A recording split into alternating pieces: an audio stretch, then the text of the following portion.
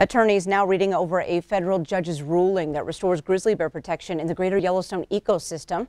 Tonight, MTN's Dennis Bragg has more on the potential impact. Monday, U.S. District Court Judge Dana Christensen vacated last year's ruling by the U.S. Fish and Wildlife Service, taking Yellowstone grizzlies off the list of threatened species. That decision turned grizzly management outside the national parks over to Montana, Idaho, and Wyoming.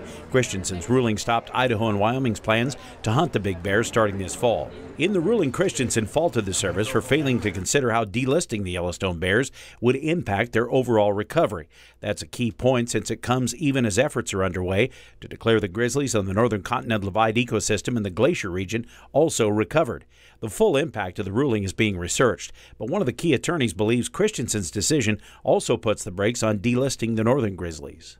The government's approach of doing this surgical delisting, removal of protections for grizzlies in Yellowstone and not thinking about grizzlies more broadly across the northern Rockies and even on into the Northwest where there are still grizzly populations and the impact of the Yellowstone population being subjected to more threats on those other bears is a big problem. Debate over lifting protections for the NCDE grizzlies has been building over the past year, with wildlife managers saying the number and distribution of bears shows recovery, but residents and other groups saying protection should continue. Presso says Monday's ruling gives time for review. We have an opportunity now, I think, to look at the idea of connecting up the Yellowstone population to the grizzly population further north in the Glacier Bob Marshall country, and even opening the door to a recovery in the Bitterroot, which has long been the holy grail for grizzly recovery in the lower 48, and so I think we have another chance now.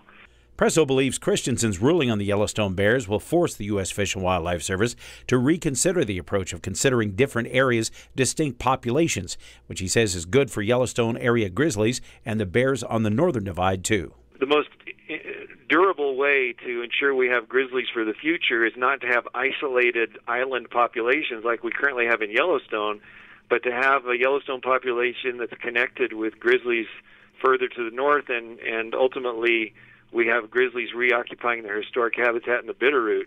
And at that point, I think we can start to have a shared vision of recovery. But the government didn't want to go there. They looked at Yellowstone alone, even though it's totally isolated, and decided to declare victory. In Missoula, Dennis Bragg, MTN News. Thanks, Dennis. Wyoming Governor Matt Mead says he's disappointed in the judge's ruling, saying it goes against scientific evidence. In a statement today, Mead says the decision to return grizzly bears to the list of threatened and endangered species is further evidence that the Endangered Species Act is not working as its drafters intended.